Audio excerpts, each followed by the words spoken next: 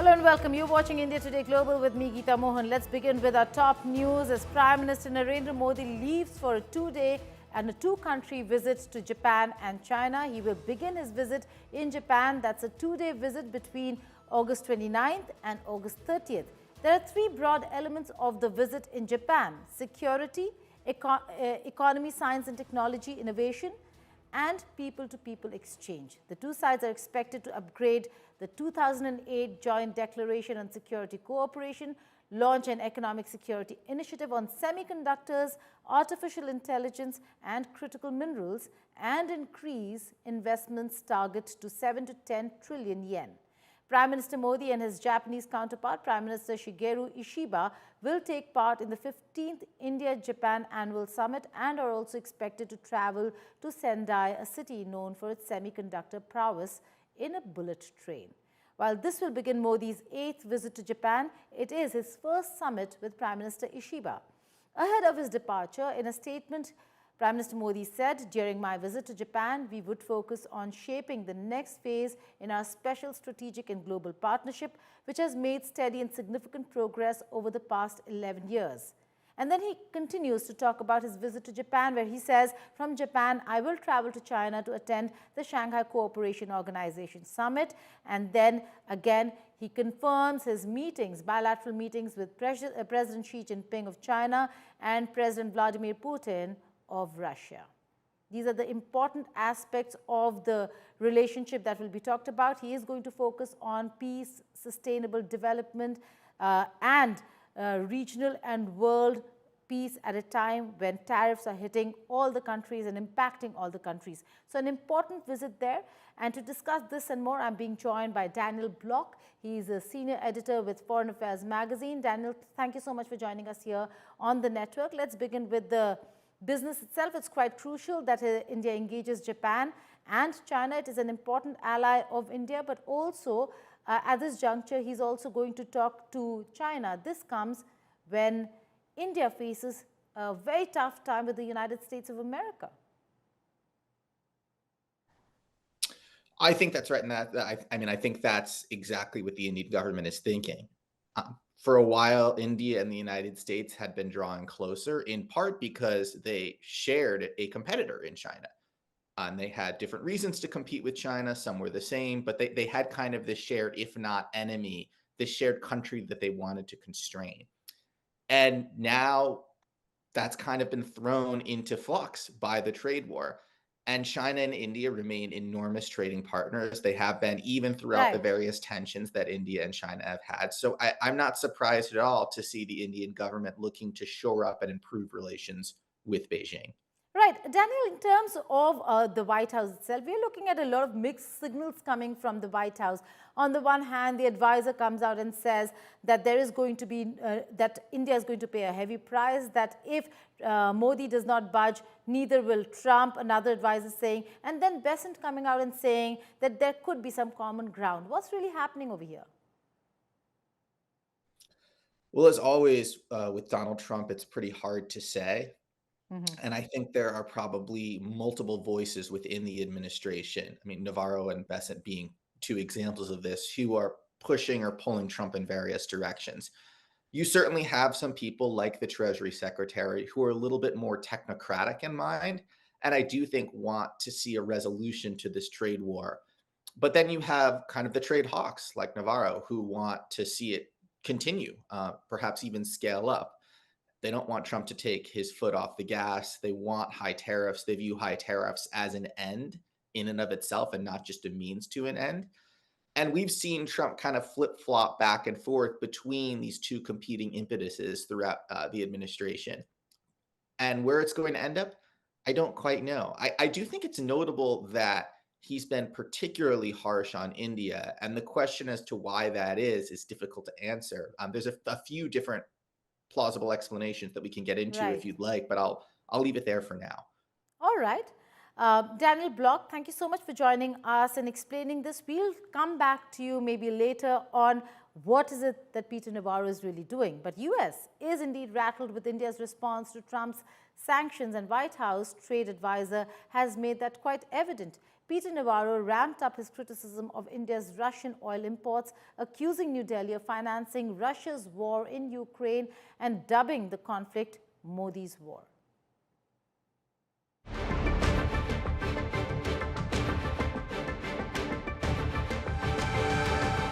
Hours after the 50% US tariff on India kicked in, Washington and its top aide seemed rattled by New Delhi's firm stance.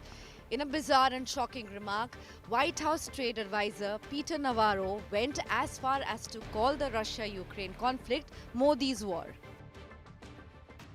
India, however, has made its position crystal clear.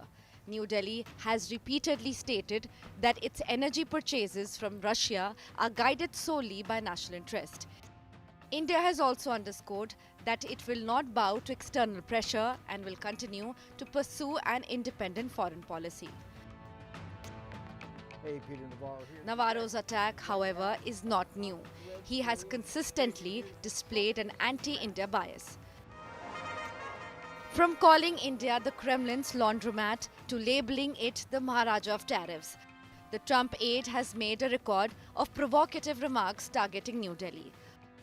On August 6th, Navarro defended President Trump's tariff hike on India by branding the country the Maharaja of tariffs. He went on to accuse India of directly fueling the Russia-Ukraine war. You start with the fact that India is the Maharaja of tariffs. It's the highest tariffs in the world, charging on American products, and it's got high non-tariff barriers, so we can't get our products in. So we send a lot of dollars overseas to India to buy their products in an unfair trade environment. India then uses American dollars to buy Russian oil. Russia then uses those American dollars that come from India to finance its armaments to kill Ukrainians. Weeks later, he described India as a laundromat for the Kremlin. Don't need the oil. It's a refining profiteering scheme. It's a laundromat for the Kremlin. That's the reality of that. So I love India. Look, Modi's a great leader, but please, India, look at what your role here is in the global economy and good here. His recent criticism over the 50% tariffs only highlights a long-standing pattern. Over the last 5 years, Navarro's own social media posts reveal a persistent bias, calling India a notorious market in 2022, questioning Prime Minister Modi's credibility, and again in 2023 blaming India for the Ukraine war. While Navarro's stance makes his anti-India position clear, New Delhi has consistently stood for peace, stability, and a multipolar world. Prime Minister Modi has repeatedly emphasized that this is not an era of war. With Neha Kumari, Bureau Report, India Today. While President Donald Trump and his top aides continue to defend the steep tariffs on India, accusing New Delhi of refusing to bow under pressure, Democrats on the House Foreign Affairs Committee in the United States of America have hit back, criticizing the move. They questioned why China and other nations importing far larger volumes of Russian oil have escaped penalties, while India alone has been singled out. In a post on X, the committee alleged that Trump's decision to focus solely on India with tariffs is hurting Americans and sabotaging the US-India relationship in the process.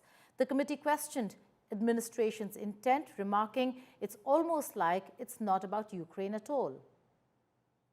And now joining me to discuss all this and more is Kyung-Hoon Kim, head of India and South Asia, Korea Institute for International Economic Policy.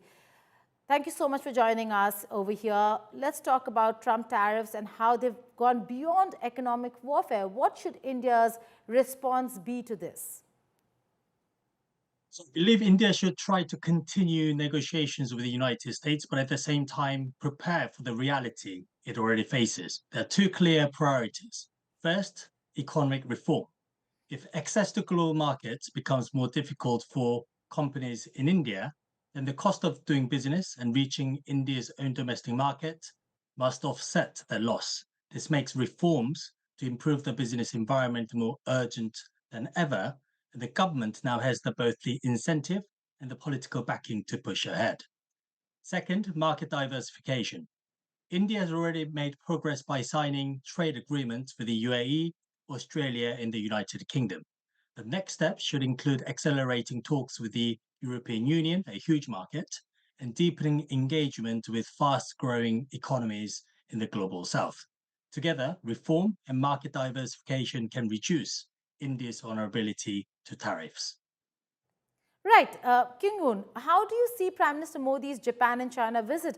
Is this an opportunity for India to re-engage China and find a counterbalance to Trump's tariffs like you've been mentioning? Sure.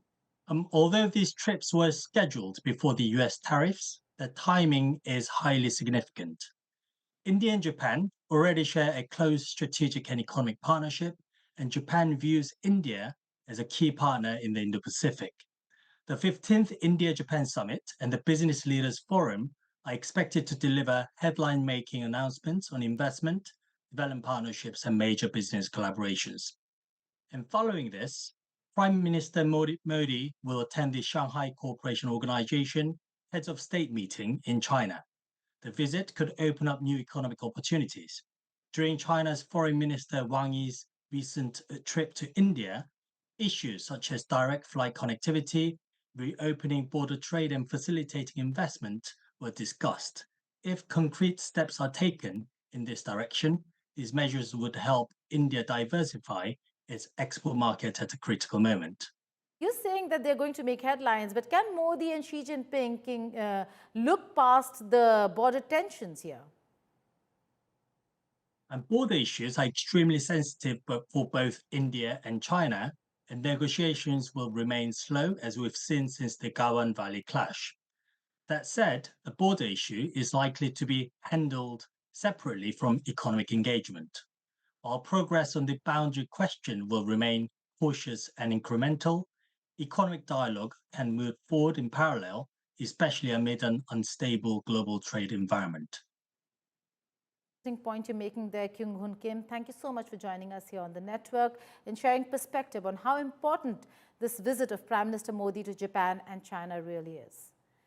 Now, US might try to create a narrative around the Russia-Ukraine war, but we tell you who owns the Ukraine war, and it is certainly not Modi. My piece on statecraft. You can watch a detailed analysis on India Today Global's YouTube channel.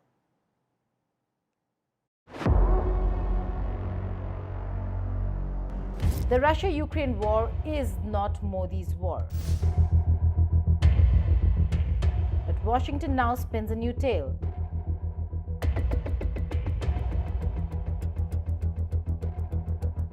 That India bankrolled Putin with oil. The irony? It was America that shoved India into that role. Former US Ambassador to India, Eric Garcetti, admitted it was US policy to make India buy Russian oil at a capped price to stabilize global markets during the war. And yet later, during Trump administration, America turned around, slapped tariffs, and blamed India for aiding Russia. Classic doublespeak, classic hypocrisy. If this war was born out of Washington's policies, why is India suddenly made the villain? Hello and welcome. You're watching Statecraft with me, Geeta Mohan.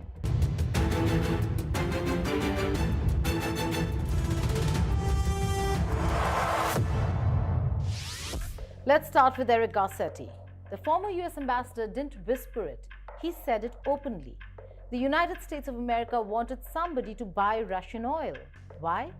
Because they knew cutting Russia off entirely would send prices skyrocketing, crippling global economies and hurting American consumers at the pump, as also American allies. So Washington tapped India.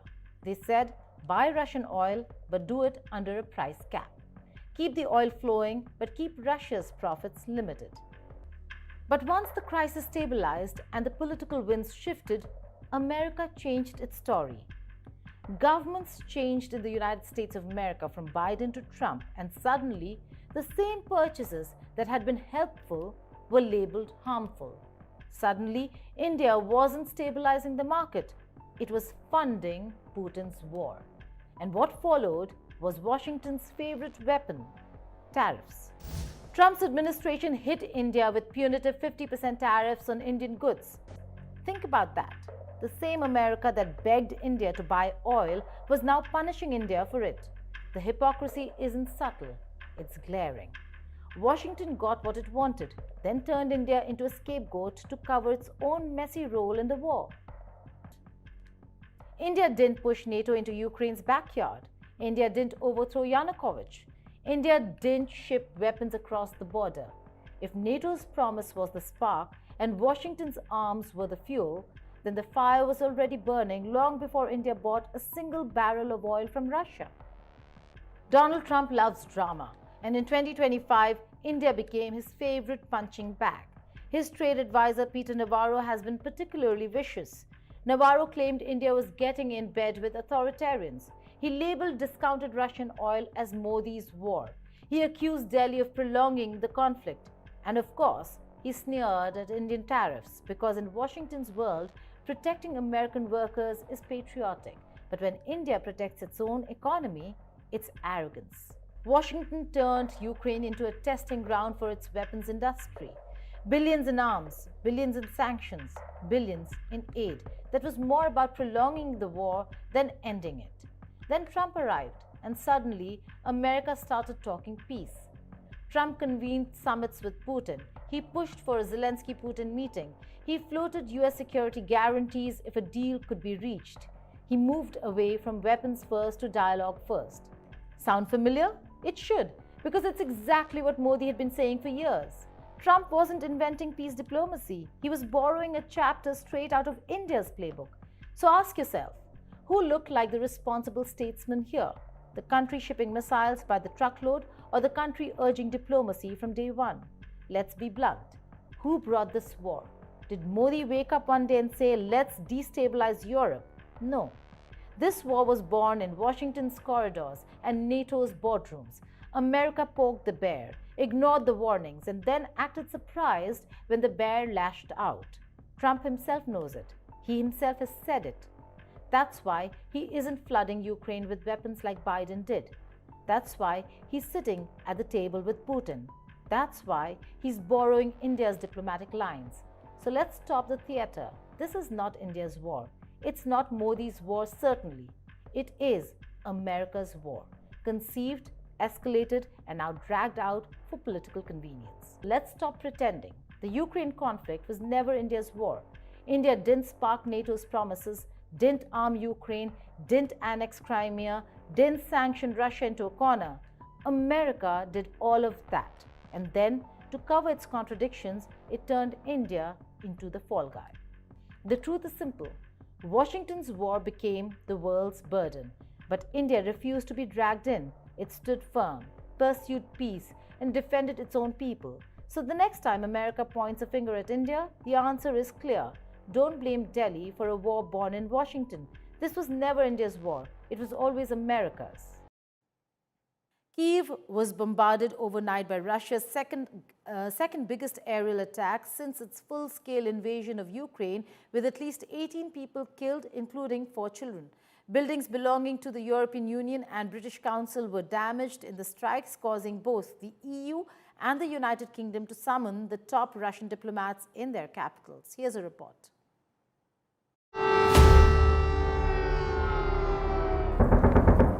Russia launched a massive overnight drone and missile assault on Ukraine's capital, Kyiv, killing dozens, including 3 children. More than 20 sites across the city were stuck. Ukrainian officials said nearly 600 drones and over 30 ballistic and cruise missiles were fired, making it one of the largest attacks on Kyiv this month. CCTV footage captured the moment the strikes hit the capital. The barrage forced residents to take shelter in metro stations. Emergency crews rushed to the strike site, searching the rubble of a destroyed apartment block and pulling survivors to safety. Ukrainian President Volodymyr Zelensky condemned the strike, stating that they showed Russia's answer to diplomacy. Global condemnation followed soon after the attack. UK Prime Minister Keir Starmer urged that this bloodshed must end. European Commission President Ursula von der Leyen said that she was outraged by the deadly strikes on Kyiv, while French President Emmanuel Macron also strongly condemned Russia's attack. I'm outraged by the attack on Kyiv, also hitting our EU offices. This was the deadliest drone and missile attack on the capital since July. And as you can see behind me on the screen, it was an attack also on our delegation. I just spoke with our deputy ambassador, and I'm relieved that none of our staff were harmed. Meanwhile, Kremlin insisted it still seeks peace talks on Ukraine. Специальная военная операция продолжается. Russia remains interested in continuing the negotiation process in order to achieve our goals through political and diplomatic means. This was Russia's first major strike on Ukraine since Russian President Vladimir Putin met US President Donald Trump in Alaska earlier this month to discuss the ending of the war. With Neha Kumari, Bureau Report, India Today. That's all in this edition of India Today Global. But before I go, here are visuals of floods that have submerged hundreds of villages across Pakistan's Punjab province. Catastrophic flooding in the Satluj River and Chenab rivers have triggered mass evacuations. On that note, goodbye.